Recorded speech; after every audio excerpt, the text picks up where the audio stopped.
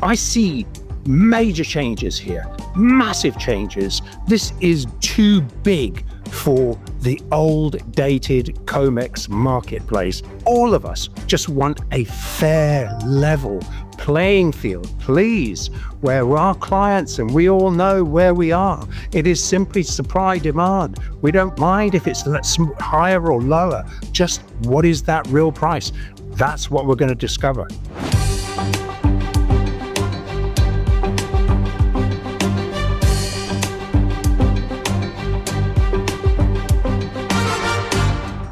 This is Little by Little with Andy Schechtman.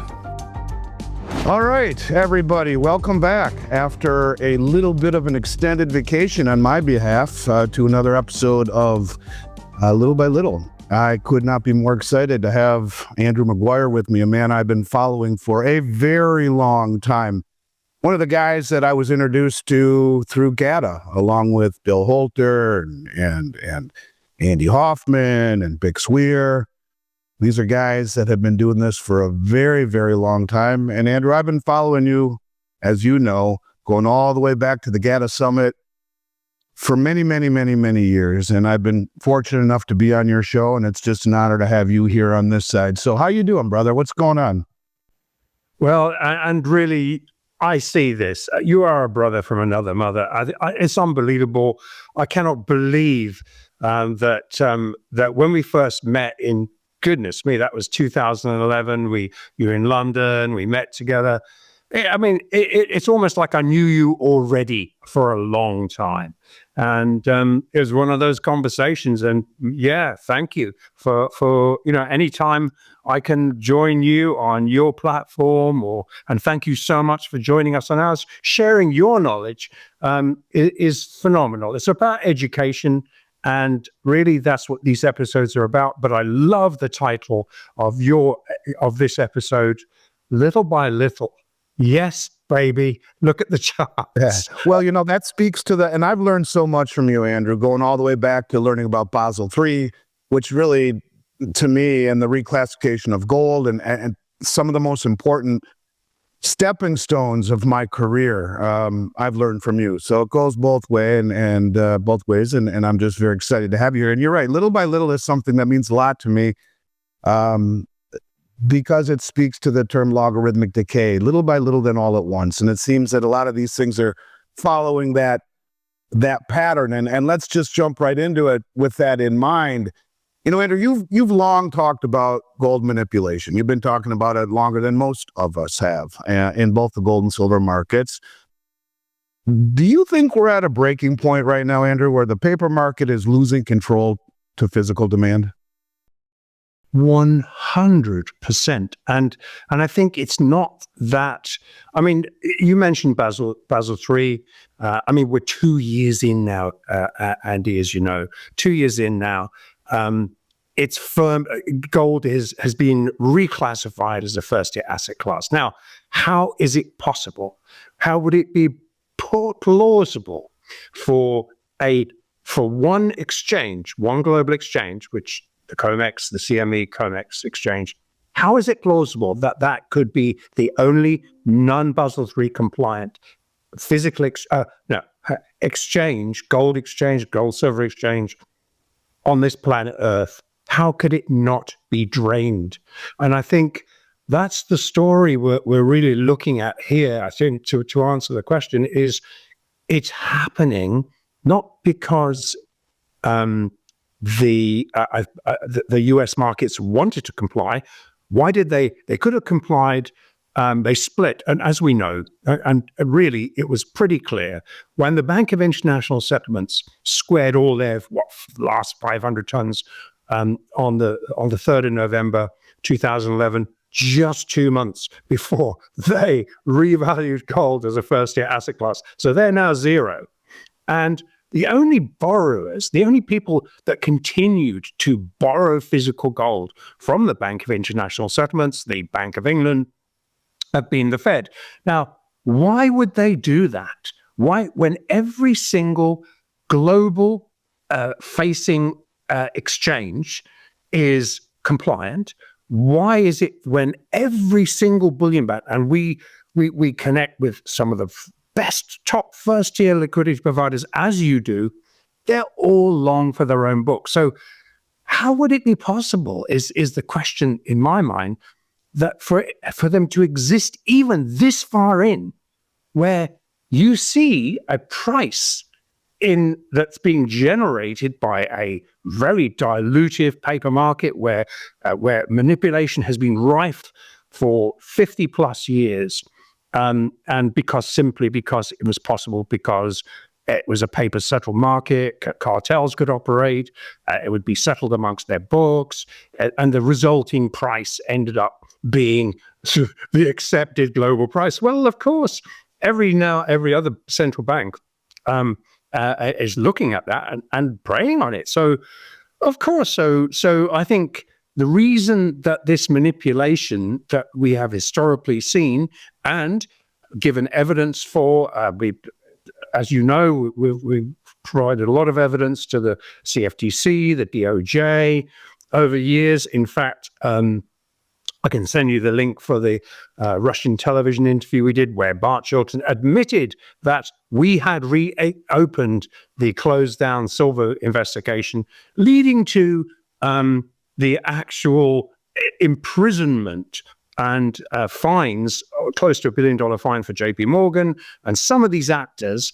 But the thing is, I think what I'm trying to say is, while all that's happening, in this meantime, everyone else has gone, right, I'll tell you what, that's cheap. That's not the real price. Why don't I just come and take it? And we had evidence, and in fact, in my last episode, I provided, I reported that we had 2 proxy buyers that we personally know had both stood for their 6,000 lot COMEX limit, the full amount that they were allowed to do, 18.6 tons, whatever it is.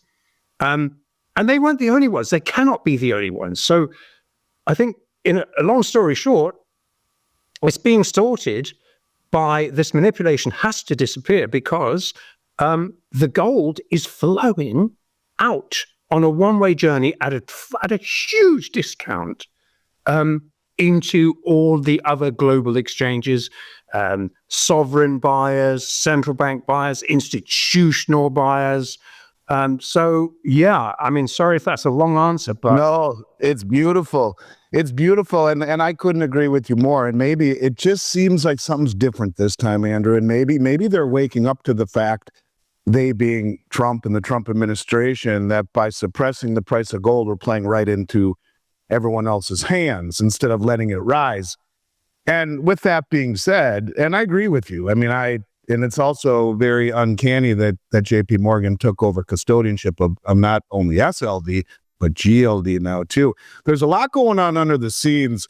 I mean, under the sheets, if you will, that just feels very different this time. And let's look at February as an example. We saw a record 59,296 contracts stand for delivery on COMEX, to your point. That surpasses even the 2020 COVID crisis levels, when JP Morgan and other huge commercial banks were delivering lots of gold. To your point of all of these deliveries that are being made, you think the banks are positioning themselves for some sort of a structural shift in the monetary system? Are we moving towards some sort of a reset or a gold-backed system? It kind of feels that way to me. I'd be curious to your thoughts on that. Yeah, and I think what's on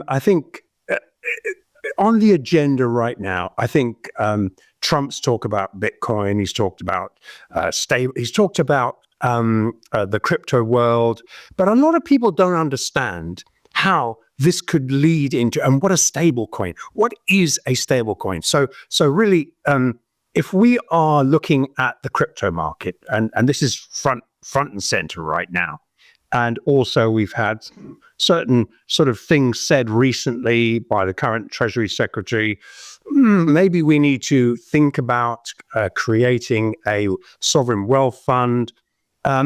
So what is a stable coin? And right now, why do we need, for example, a stable coin? What is it? It is the definition of it would be, I mean, the simple definition would, it's a crypto asset that maintains a stable value relative to a stable asset or a pool of assets. And essentially, it could be fiat-backed, which often we see lots of fiat-backed stablecoins out there, Tether, etc.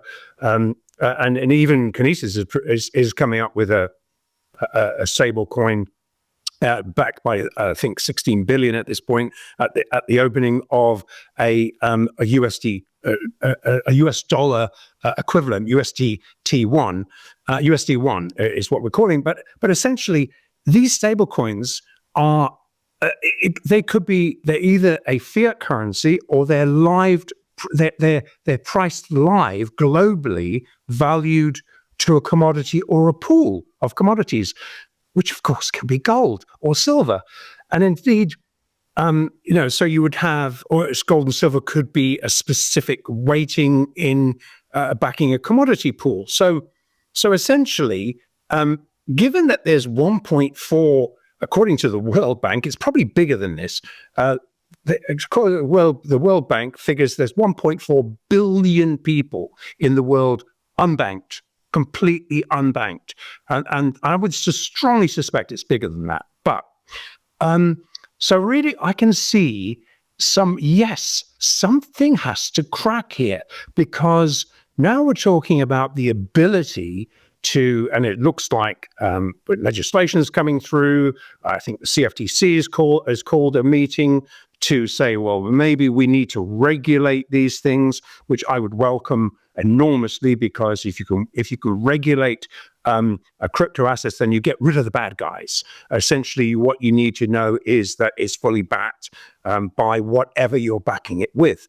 And therefore, you'd have to pass all the smell tests in order to do that. But so essentially, I think this is a pivotal moment in from the gold and silver perspective that we deal with, and the markets that we've been following, and the manipulation that we've seen in the past, suddenly finds it's too big. It becomes, once you've actually put this out on the blockchain rails, and you are absolutely certain that when you are buying or selling something relative to the foreign exchange price that's traded live, therefore you have a price, and as long as it's Basel III compliant and is physically deliverable on a T+1 basis, which it is, but gold is, silver not yet, but essentially we're going to have a fair market price evolve. It'll be a supply demand price that's not fettered, not buried in this smoke and mirrors, viscous coupling where what is that price? I mean, what is the supply demand price? Well, you can't have a physical delivery price in the East, in the East, that is different to a paper diluted global price. So I guess really what we're saying is, I see major changes here, massive changes. This is too big for the old dated COMEX marketplace. And to me, I think there's only one solution. The COMEX market has to become Basel III compliant. It has to be. It has to become physically deliverable. How would that be done? Well, personally, why would you just not raise margins 1-to-1? So in other words, forget all this discounting that's going on.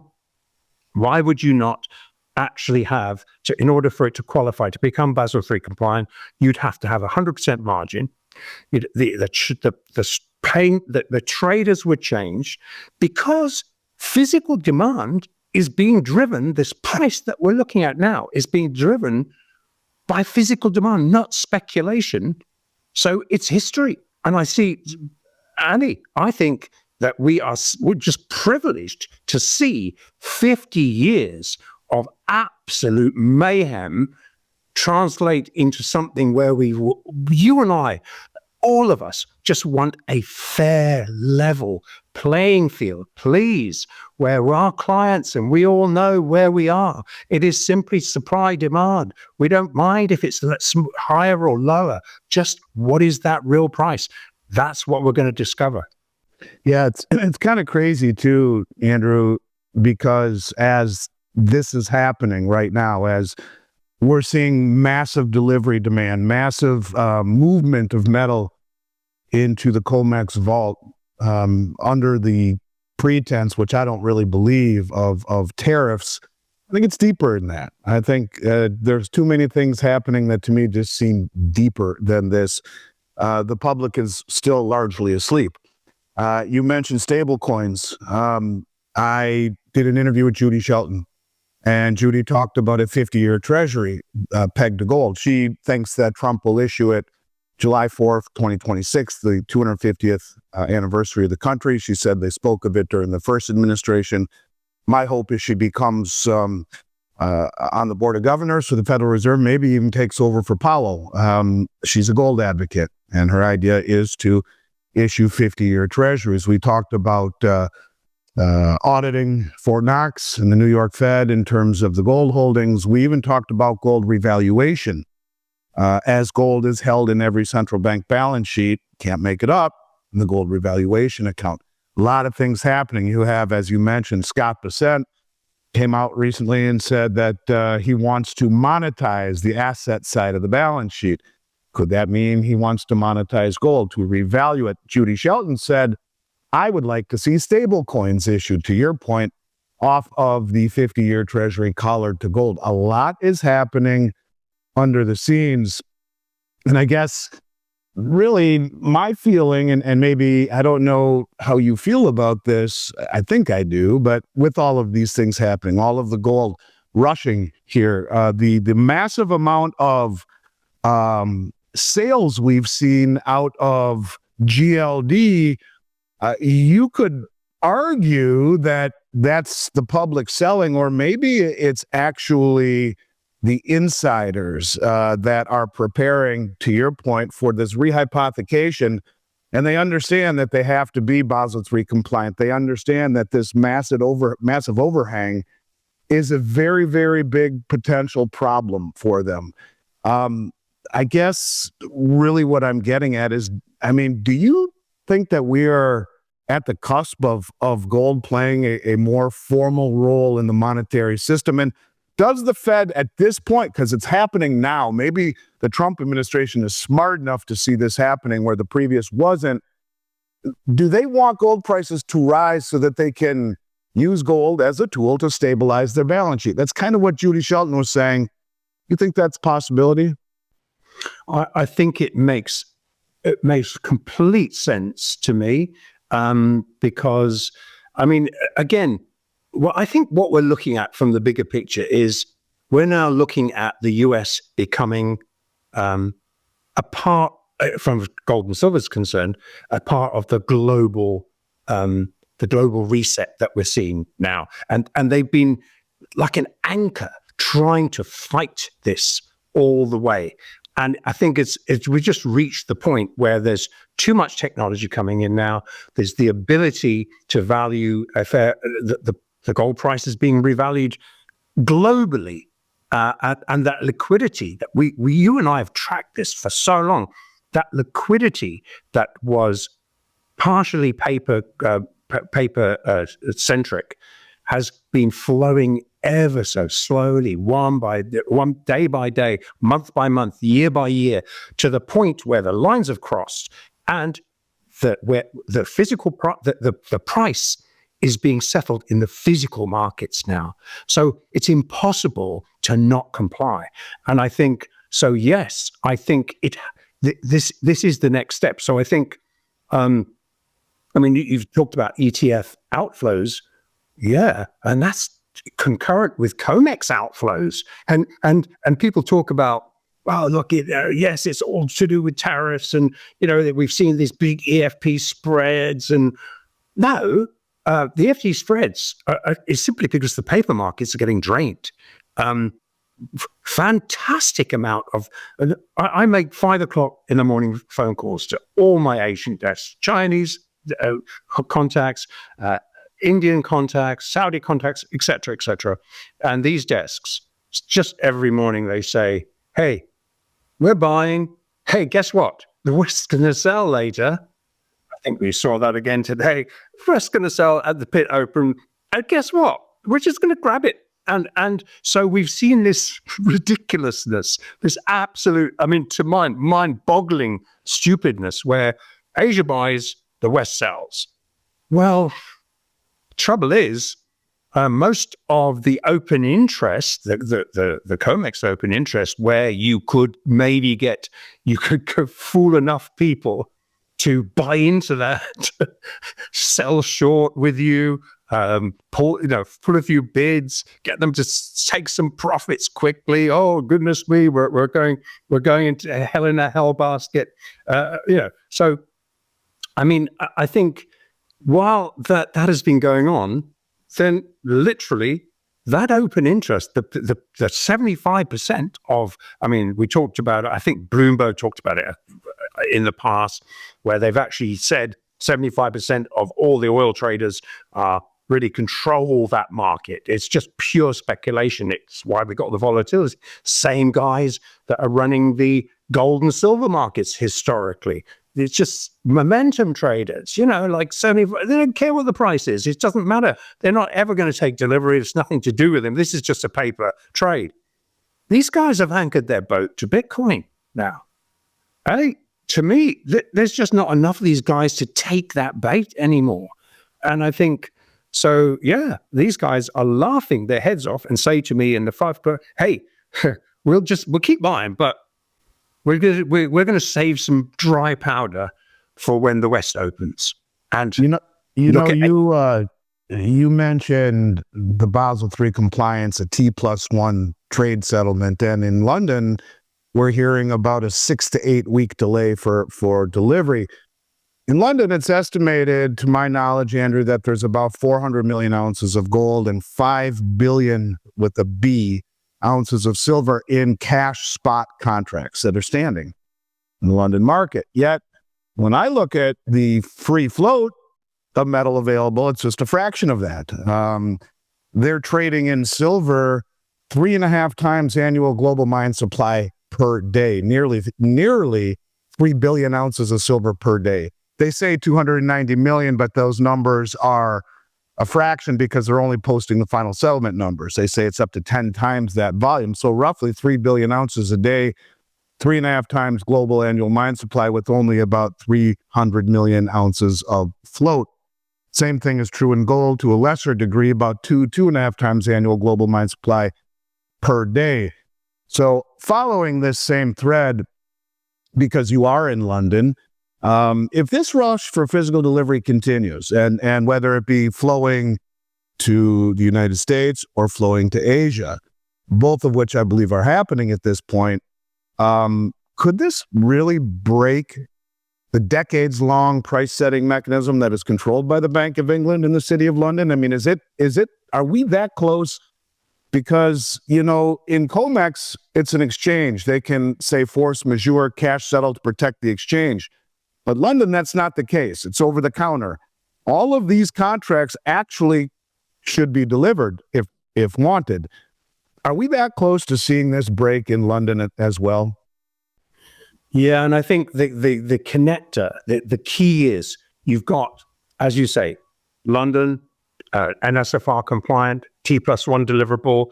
The FX price has to be backed. In other words, if you put up an offering to buy or sell, you have to, under NSFR compliance, you have to have that physical to deliver. Not so the COMEX. However, here's the problem.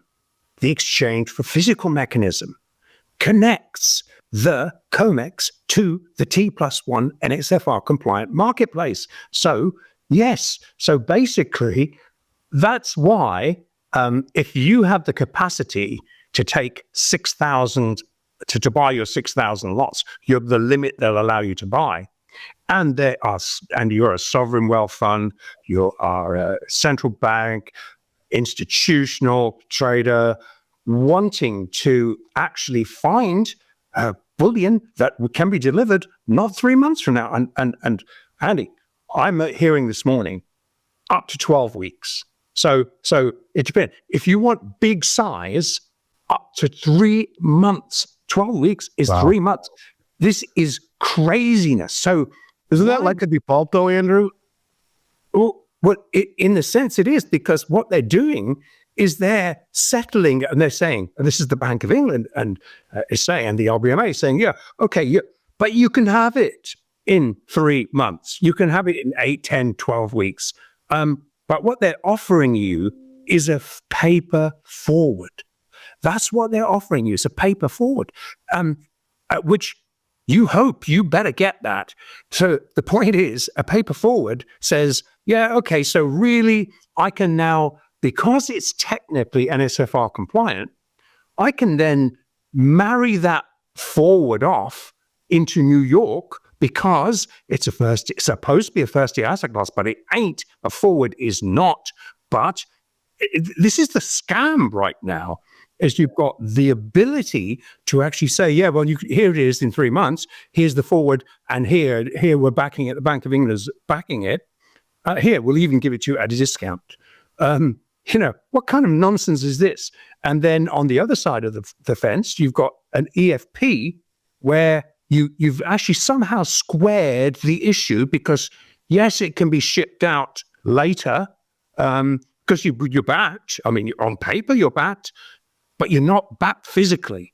And so as much as we're seeing bullion flowing into the COMEX vaults, the New York vaults, we're also seeing these same guys pulling it out and shoving it out the other way. So you've got this craziness going on here.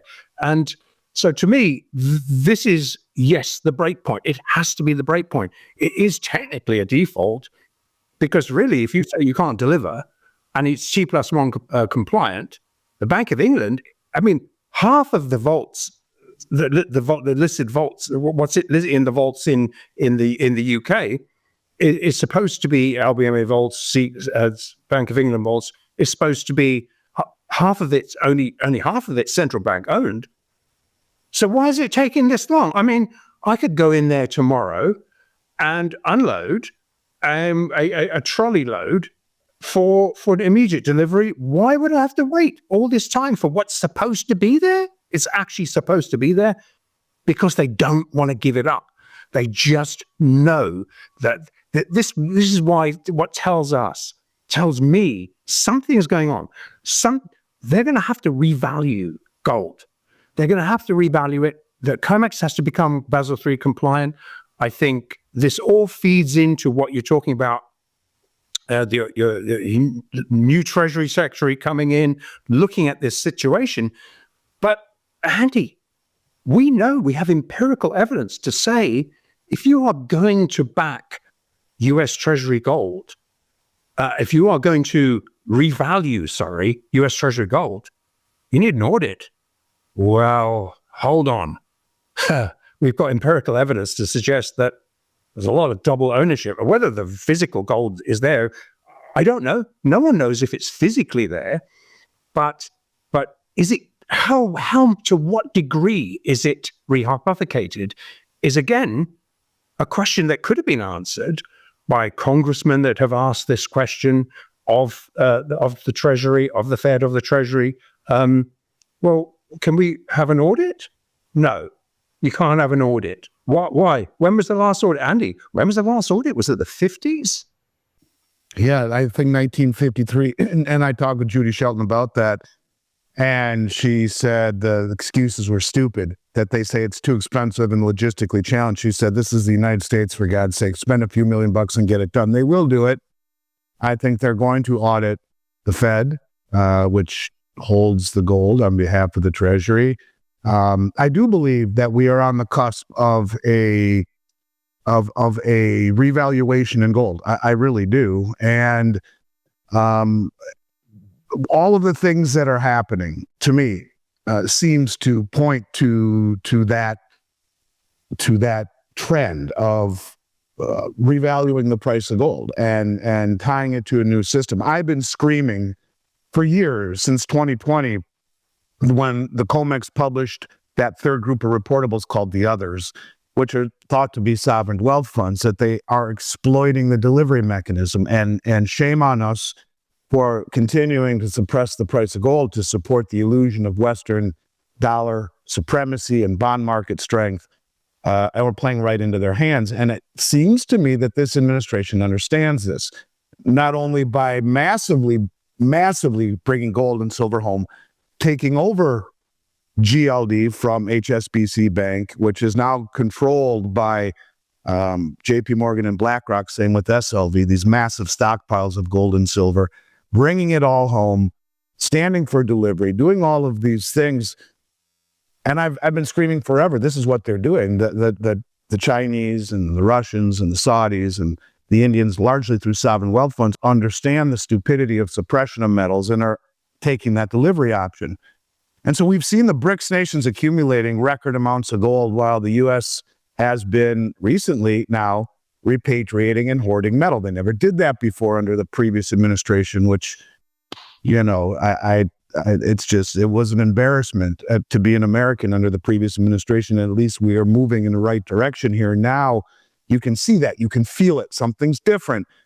It seems like we're witnessing a silent war for a gold-backed monetary dominance or a gold-backed monetary system. That is truly what I'm getting at here and how I feel.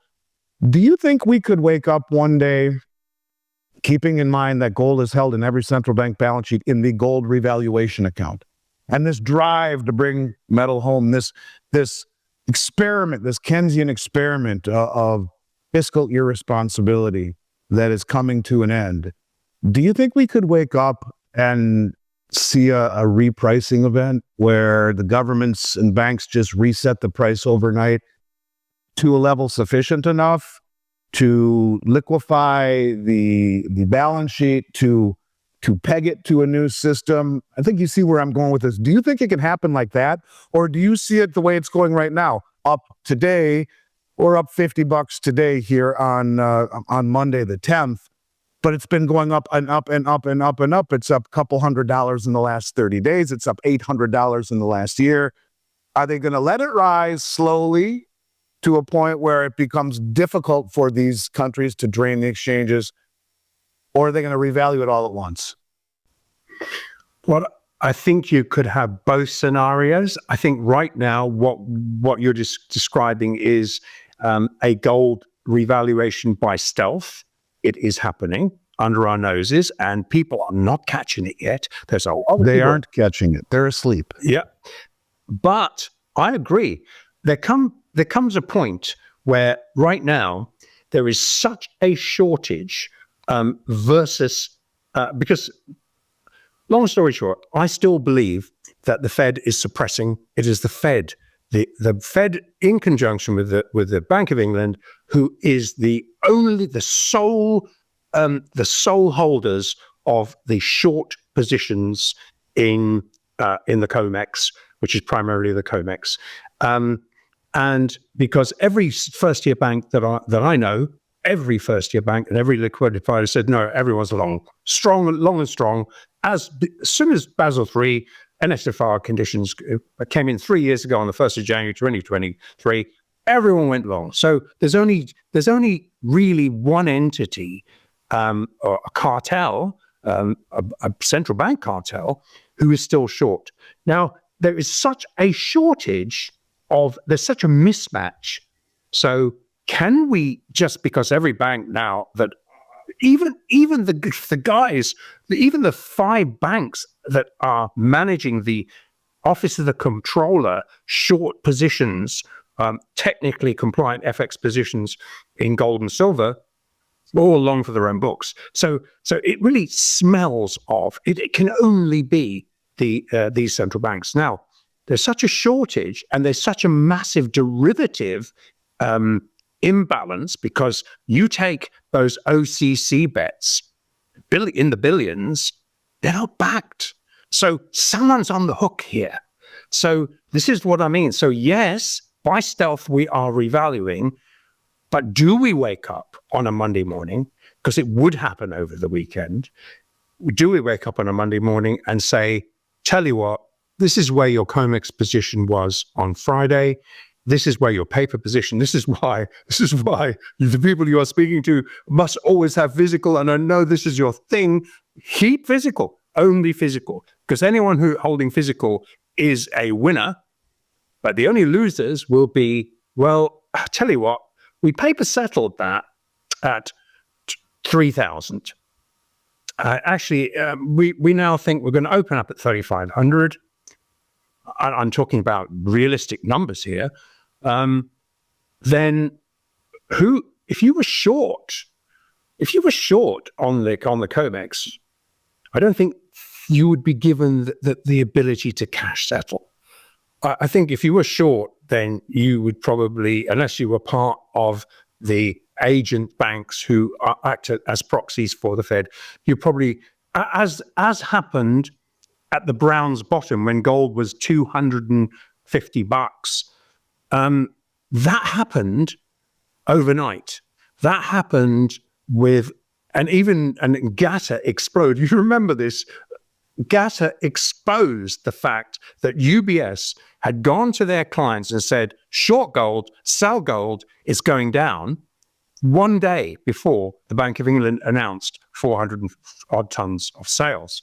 So anyone who thinks this can't happen, just go back and look what happened there.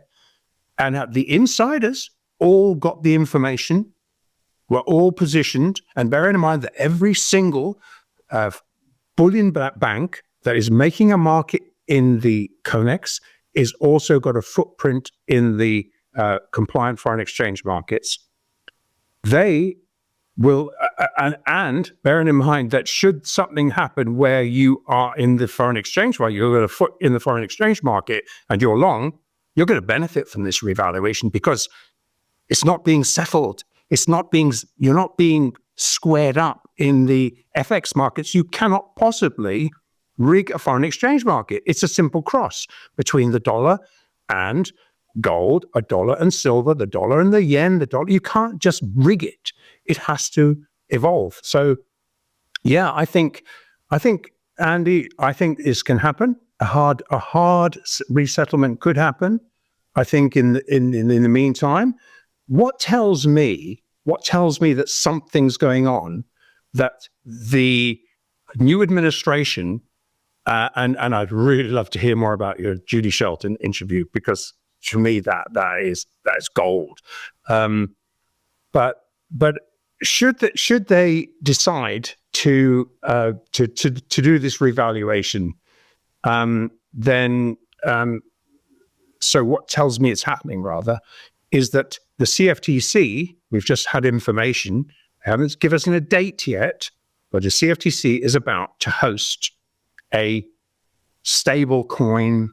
Remember we had the metals meeting in March 2010, and they brought in all the banks, the major banks, and said, and Bart Shelton was there, and we were talking about, and GATA gave their bombshell evidence at that meeting, and apologist Jeffrey Christian came out and said, yes, so what, 100 to 1. Well, okay, something as pivotal, that was pivotal for gold. Something as pivotal is about to be announced for a meeting, a same sort of meetings will be announced where stablecoins and where regulation for these stablecoins must be established. And I think this is the first step to me for your new Treasury Secretary having something to anchor where you couldn't possibly revalue gold unless it was blockchain settled, able to be settled in a blockchain crypto instant way. So to me, I think it's happening. You know, it's interesting, Andrew. A lot of people think that the stable coins are kind of the sneaky way to sort of replace a central bank digital currency. You mentioned regulation, that the administration would control the on-ramp and the off-ramps. The gold-backed stablecoin would be a good part of this. But the back end of it, which is a little bit more sneaky, I guess is something to ponder, that they want to issue all of these stablecoins. Judy said it, a stablecoin backed off the 50-year treasury, which is collared to gold. But a lot of the dollar-based stablecoins, the Tether, the USDC, the new Ripple stablecoin, they're almost entirely backed by U.S. treasuries. And so as you see a falling off of demand by the world's central banks, not wanting to hold our debt anymore because of inflation, because of weaponization, because of all the things we've talked about, it is now stealthily, ironically, being replaced, the demand is, by all the people who are trying to leave the legacy system, are actually supporting it by buying cryptos and trading through the ecosystem using the stablecoin, the dollar-based stablecoin as an anchor. It's an interesting thought. Trump has come out and said no CBDCs, but this is actually could be the same thing. Now, some of them would be very beneficial, like the gold-backed stablecoin, and as you speak. But it's ironic to me. I think what is being lost in all of this is the filling of demand, this void of demand, this vacuum of all of the countries not wanting to hold our treasuries anymore is being filled largely by the massive amount of stablecoin purchases, U.S. dollar-based stablecoins, all backed to treasuries. I couldn't agree with you more. We are heading in that direction. Now, Andrew, I could sit and rap with you all day long. You're a fascinating guy. You come from a trading perspective, a wholesale trader in London. The stories are fascinating to me. But I'll spare you. I know you have a hard stop here pretty soon. So let me just finish with one question. I know how you're going to answer it, and then I'll let you tell people how to find you and your fantastic Live from the Vault show, which I try and catch everyone. I hope people will too. Before I do that, one other point. I often give Chris Marcus of Arcadia Economics a lot of credit for his interview with Bart Chilton. And I know that Bart was on your show before Chris. And he said some amazing, amazing things. A lot of the things that we've talked about that some people would have thought conspiratorial. Bart Chilton, the former governor of the CFTC, said some amazing things on your channel. And I would recommend people search that episode. Maybe you can send it to me and I'll peg it to this, because if you haven't heard what Bart Chilton said to Andrew or to Chris Marcus about what had happened with Bear Stearns' failure, with JP Morgan taking over the short position and all of the things that went subsequent to that, it would be a nice bow to wrap around our discussion that we've had regarding manipulation and where ultimately this could possibly go. I wanted to give you a shout out and credit for that. Not enough people understand the significance of that interview. To me, it's one of the most important interviews people can watch to understand or to backfill any questions you have surrounding legitimacy of central bank, commercial bank manipulation in the metals market. I do want just to mention that. So last question, Andrew. If we truly are on the brink of this huge monetary shift, I think we are, and I think you do too.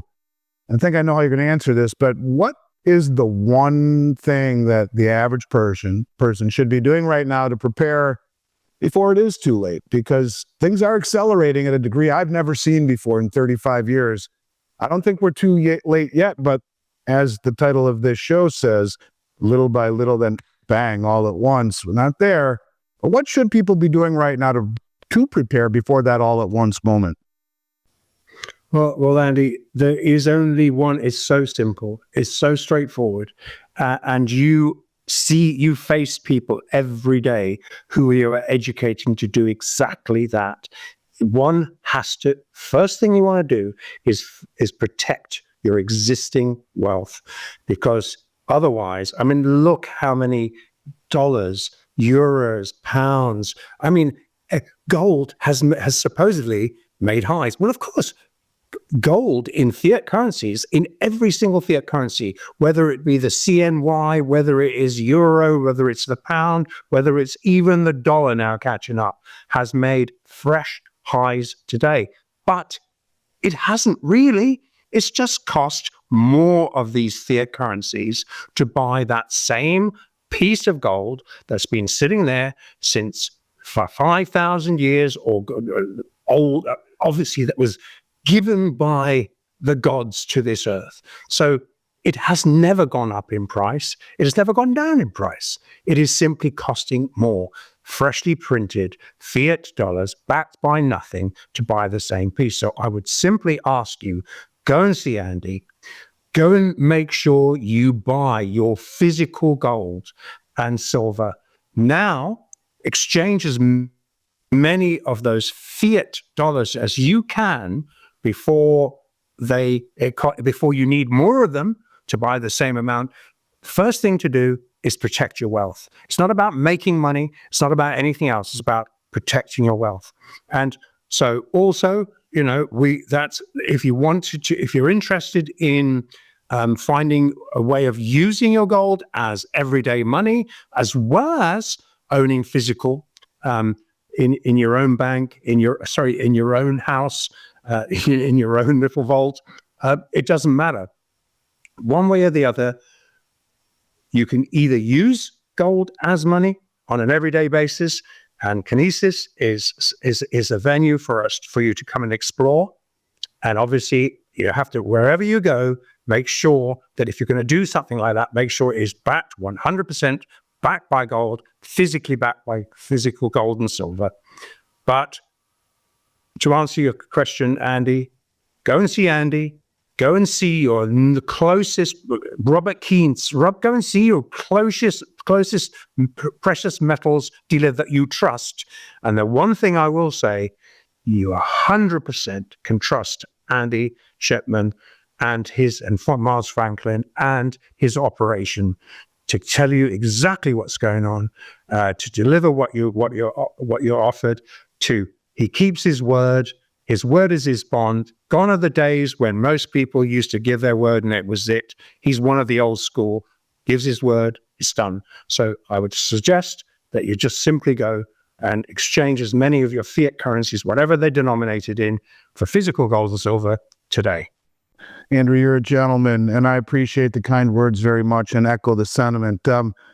In closing, how can people find out more, whether it be about Kinesis or about Live from the Vault or what you're doing? What's the best way for people to follow you? As I strongly suggest people should, not only for the depth of your guests and the depth of your knowledge, but for the same thing. You're old school. You're an honorable guy who's been doing this basically as long as I have or longer. And that means something to me. What's the best way for people to follow what you're doing? Just join us. It's called Kinesis.money. Open it up. You can open up without putting any money in. You can open up a live trading platform there where you can track every single currency, cryptocurrency, gold, silver, etc., live on a 24/7 basis. And use it as an education tool. And obviously there's a whole team there. Should you want to have some questions answered, there's a team there that would be very happy to answer them. But in the meantime, I will send you that link for the Bart Chilton link. And I know Chris Marcus has a link as well. And literally, it's so straightforward. He says simply, we reopened the silver investigation based on your evidence, and look where we ended up with. We ended up with people being put in jail. So what more can I say? And it's an education process. All of it's an education process. It goes back all the way back to 150 years back, really, or even longer. But essentially, it goes back a long way. And it's just really about understanding what gold and silver, how they fit into everyday marketplace. Well, Andrew, next time I make it to London, dinner's on me. And I hope if you ever make it to South Florida, you'll look me up. You're a gentleman, and I always thoroughly enjoy our conversations. I look very forward to picking up where we left off real soon. And until then, I hope you and yours stay very well. And the same goes for everyone else out there. Thanks for watching another episode of Little by Little, and we'll be back again real soon. So, Andrew, you stay well, my man. Thank you, Andy, and you too, my friend. Bless you, brother. Thank you, brother. Little by Little with Andy Schechtman.